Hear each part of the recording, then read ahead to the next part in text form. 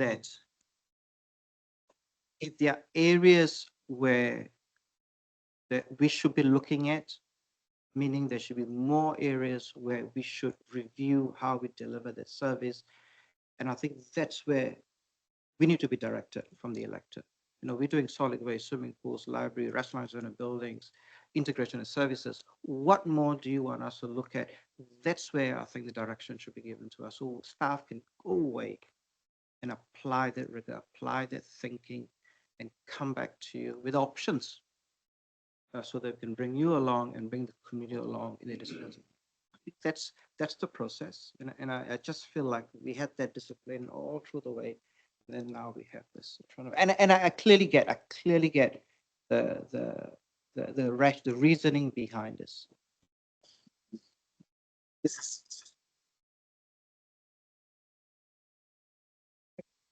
Councillor Ward. Thank you, Mayor Tracy. Thank you, Raj. I mean, you've reflected on risks and you've reflected on the process we've been through and applying the rigour as we've gone along. But I'm not alone in concerning ourselves that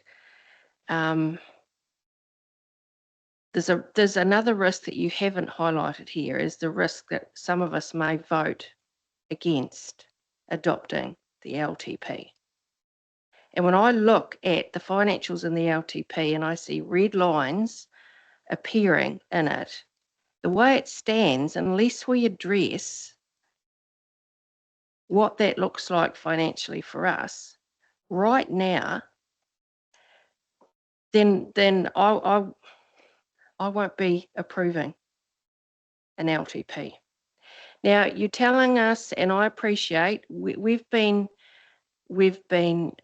running along this timeline, and now we knew the risks, and a number of us around this table voted against the risk of being told we've got 2 days and that won't pass an auditor.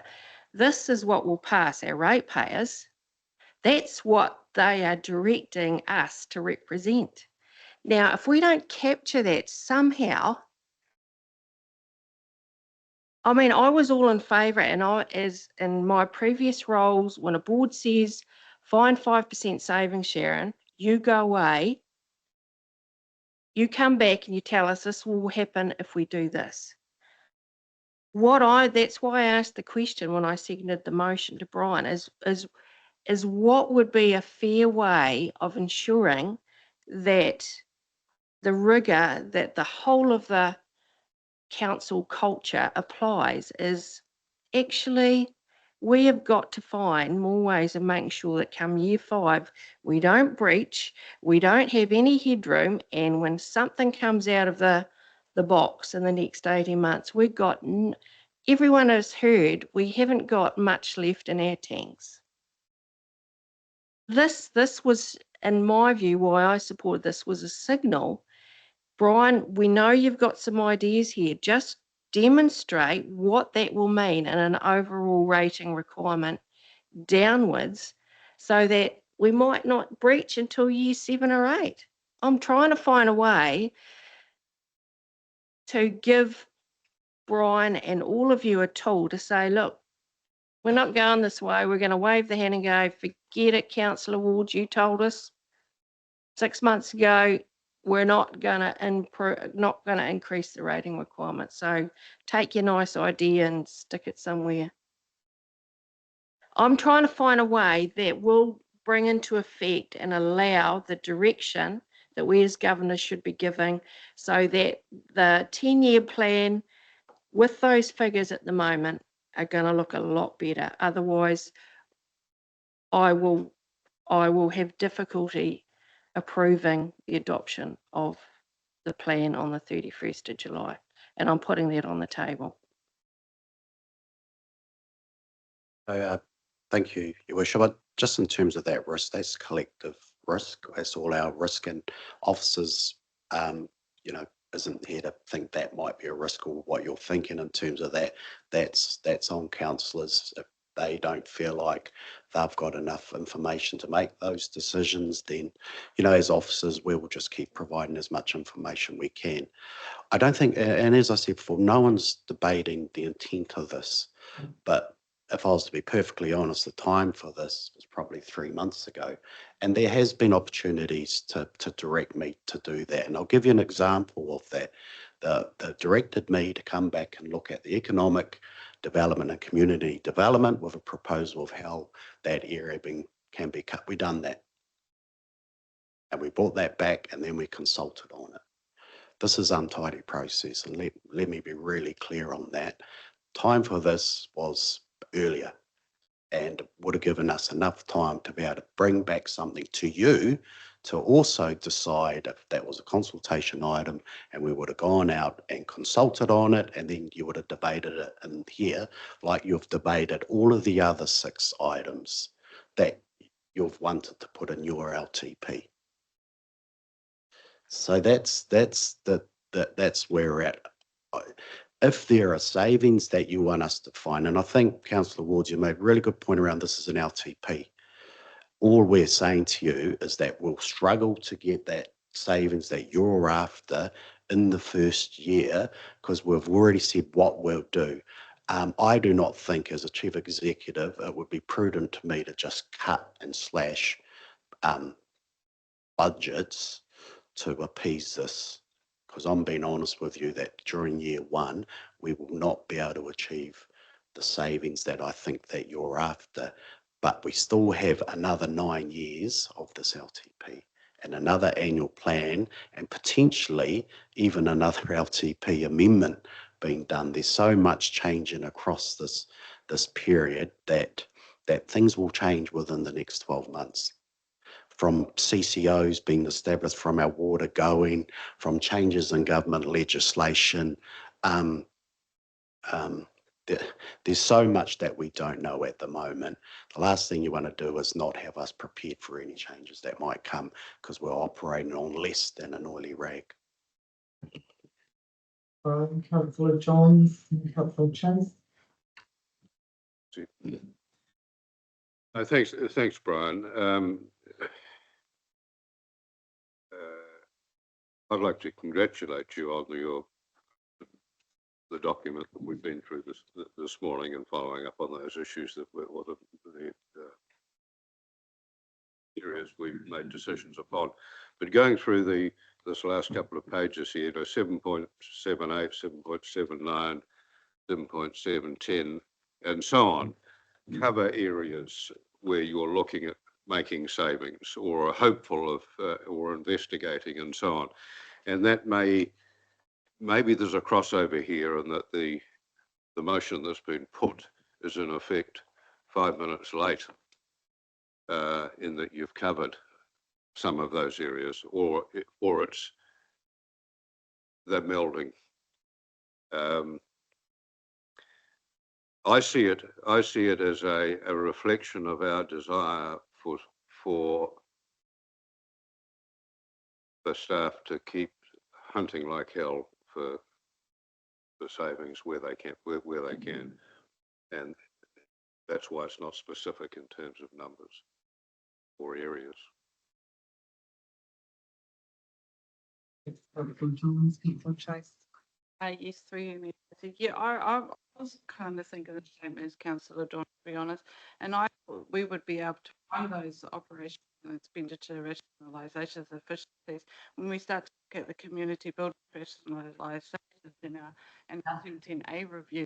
When we do this, we have that in mind. How are we going to keep our rate down? That's, and even the integration of council services, that we will be able to find those rates. That I thought we would be able to really look and focus on that, what we've got in our LP, and hopefully start looking at that to get there. 100% correct, but all that work's happen in year 1. The ongoing savings would be in year 2. That's Councillor Wallace. Yeah, it's really, it comes down to basic physics. Everything is directly or inversely proportional to each other. And I mean, the cost goes up. It's just straight maths. It's not rocket science. Everything's inversely proportional. So if you want reduced services, you'll reduce your costs. It's strictly proportional.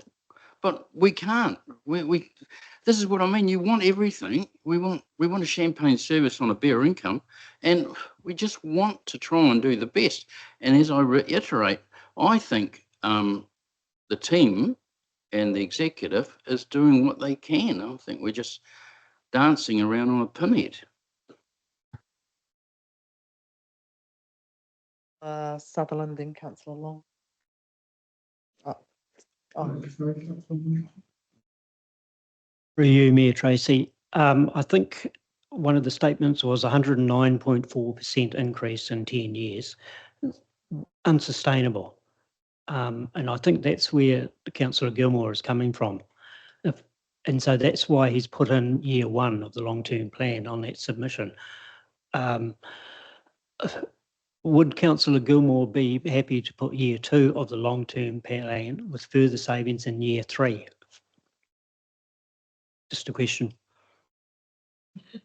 Councillor Gilmore. Councillor Sutherland. Thanks, Mayor Tracy. I think I'm on the cart, perhaps a compromise. The risks of not passing an LTP are significant, really significant from everybody in this room. And it's crazy to even consider it, but everyone's got their vote around this table. I think, I mean, it is cost. This whole discussion is being had in every council chambers in the land right at the moment. And some have done it. I mean, I know Councillor Gilmore talked about Northland Council recently, and I looked at that. I'd love to dig down on that, but they did grab $5 million from someone else, and their rate increases have been so low, it would be scaring me if I was at that table to think what infrastructure might be going ahead. Be that as it may, it's an example of what's happening. But as a compromise, I think we've arrived here, we need to move on.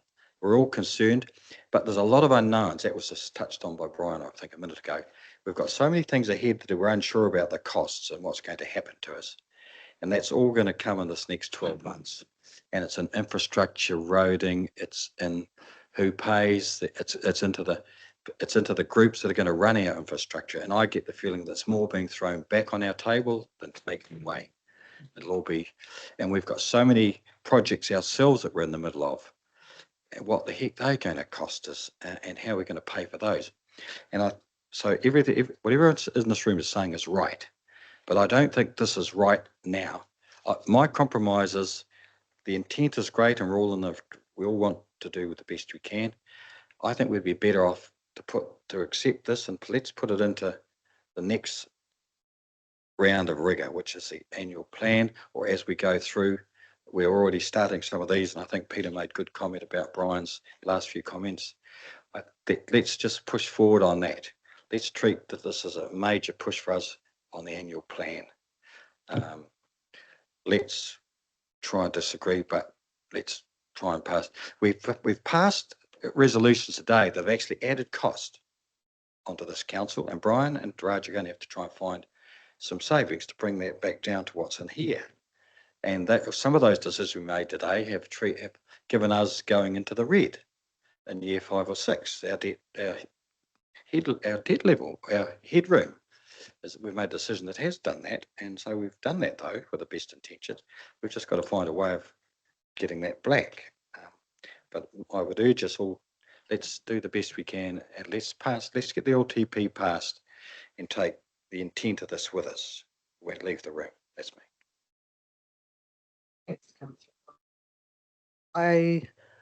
I believe we've sent both the chief executive and the staff very, very clear direction around affordability, around looking at things, and I do believe that is in process around all the rationalisation, around the changes that we've made. We're looking at land, we're looking at all of those things. They will not come into effect into year 1. So That I think we will continue to see that. I would like to see, as I stated before, reporting on that so that we can take the community on that journey. Councillor Gilmore, you have the right of reply. Thank you very much, Your Worship. I will take it. It was a very interesting discussion. So thank everyone for sharing their perspectives. What I was trying to attempt with this motion is absolutely a compromise viewpoint of where my actual desire was to find a fairly significant percentage increase. And I've discussed that with the Chief Executive. I've discussed that with others. I've made those sort of views clear throughout the long-term plan process. And I realise that it is a democracy, so we get to decide how the plan shapes up. Councillor Ward's made a comment, and actually this is part of the intent of what I'm trying to do, is to get to a point where I can be comfortable with the long-term plan. You know, my integrity is very important to me, and I want to get to a point where I am comfortable with it. And I did see this as a bit of a compromise. I want to significantly push back on some of the interesting comments about this being offensive to the Chief Executive. Certainly was not intended through you, Mayor Tracy, to Brian, to be offensive to the Chief Executive at all. It is actually about putting some significant trust in the Chief Executive to be able to find some savings. Our role, Council, is to set the direction. That is our job. Our job is not to be digging around and swapping all through operations. Our job is to be setting the direction. And my intent here was actually for us collectively all to show our intent. Very, very last comment I want to make, and I purposely didn't jump in and out as we went through the conversation. Councillor Sutherland kind of said it all, where he talked about us as a council had added some extra costs, and the team are going to have some work to do to go away and try and find some savings to reflect in year one to be able to mitigate those costs. Well, there you go. That actually already meets the first part of this that people were concerned about. And then let's look for some more significant savings in year two. But I will still be supporting it. And in response to Councillor Long, I think I've already made a compromise with that. If it passes, it passes. If it doesn't, it doesn't. But I'm going to stick to my conscience. Thank you. Right, so the motion that is here is that the Chief Executive is directed to further reduce operational expenditure through rationalisation and operational efficiencies to decrease the overall rating requirement from year one of the long-term plan with further savings in year two. Moved by Councillor Gilmore, seconded by Councillor Wards. I will call division. Those in favour, please say aye. Aye. So just give me 2 seconds. So in favour, Councillor Gilmore, Councillor Wards, Councillor Johns, Councillor Chase, Councillor Franklin, Councillor Long. Those against, Councillor Petty-Webber, Councillor Sutherland, Councillor Wallace and myself. The motion has passed.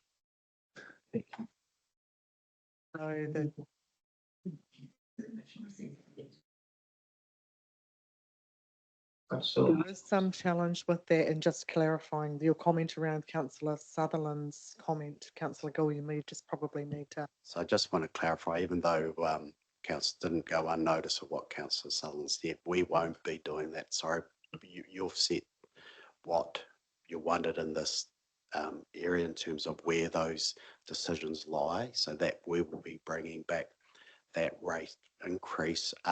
We will need, and even though there was a comment around Councillor Woods about not voting in favour of the LTP, we might not even get that stage depending on what our conversations come out with the auditors. So I just want to highlight there is a risk in terms of the audit process now, in terms of that, and an unaudited LTP, and us to be able to strike the rates on the 31st of July. And I'm just being straight here because of that. We will pause there, and I'll get some advice around that, and it might be that another process needs to commence. you can start those discussions and come back to us.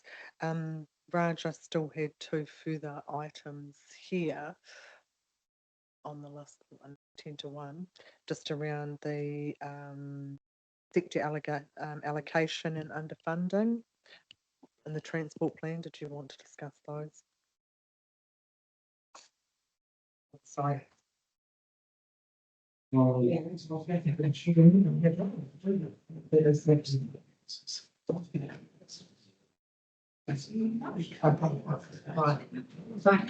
Councillors, the infrastructure, emergency management and climate change meeting is scheduled for 1 o'clock. So we have run over, but the discussions did need to be had.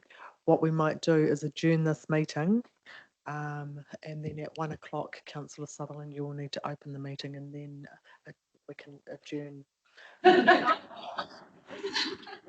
some lunch, and then come back. The recording and the streaming, because they get one link. So if we adjourn this meeting, I'll have to end the recording. We need to have the team that we would need to adjourn this meeting and stop the recording of it. We would then have to start the Infrastructure, Climate Change and Emergency Management Committee meeting. And if I stop the recording of that, it ends that one. So it would be better to have entire Infrastructure Committee meeting, finish that. I'll have to do a new link to start a new recording for this current meeting when we reconvene, but that would be tidier that way.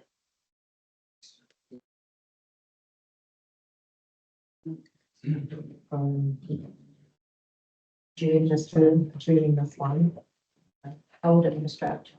Then if they're finished, Councillors do need some lunch. yeah, it's not very much, but yeah, we do need to reconvene infrastructure at 1 o'clock. I start. We're required to start at the time, so we can ratify them. Right. Given that, we'll adjourn this meeting, and at 1 o'clock, Councillor Sullivan, you can open yours. Yeah. And